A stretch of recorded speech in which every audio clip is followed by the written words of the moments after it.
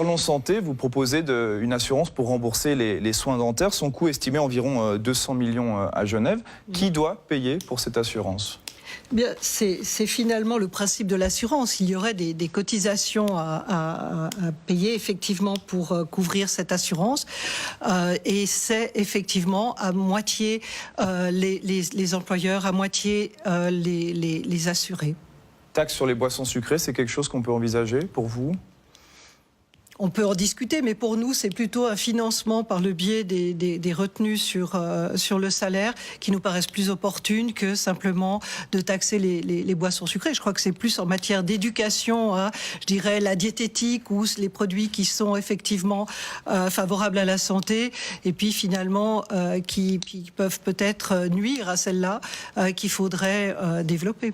Taxe sur les salaires, enfin, les cotisations sur les salaires, est-ce que l'État doit financer aussi pour ceux qui n'ont pas de revenus ? Alors ça me paraît évident, je crois que c'est une question de redistribution. Là où les personnes n'ont pas de revenus, c'est pas parce qu'elles ont décidé de ne pas en avoir, c'est parce qu'elles sont en difficulté. Et que il y a déjà des aides pour beaucoup de personnes. C'est là où j'ai un peu des questions sur cette proposition, c'est que l'Hospice Général donne déjà 12,9 millions de prestations complémentaires. Les jeunes suivis par le service dentaire scolaire, c'est 2,2 millions. Donc les personnes les plus précarisées, elles ont déjà des aides. Donc au final, ces aides vont aller pour qui ?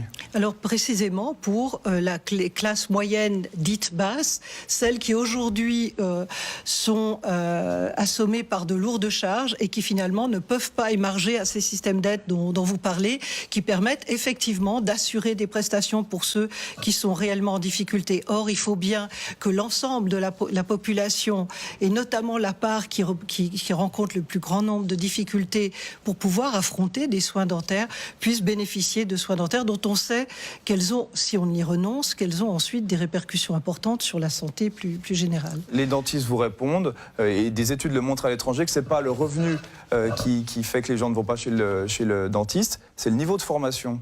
Donc si c'est gratuit, ça ne changera pas grand-chose. Alors développons la formation s'il s'agissait que de cela. Développons la formation et peut-être qu'on répondrait à ce problème. Mais je ne crois pas. Alors, pour avoir rencontré énormément de gens qui étaient en difficulté ou qui avaient des revenus extrêmement modestes, je vous assure que ce n'est pas leur niveau de formation qui les empêchait d'accéder à des soins dentaires, mais bien plutôt l'état de leur porte-monnaie à la fin du mois.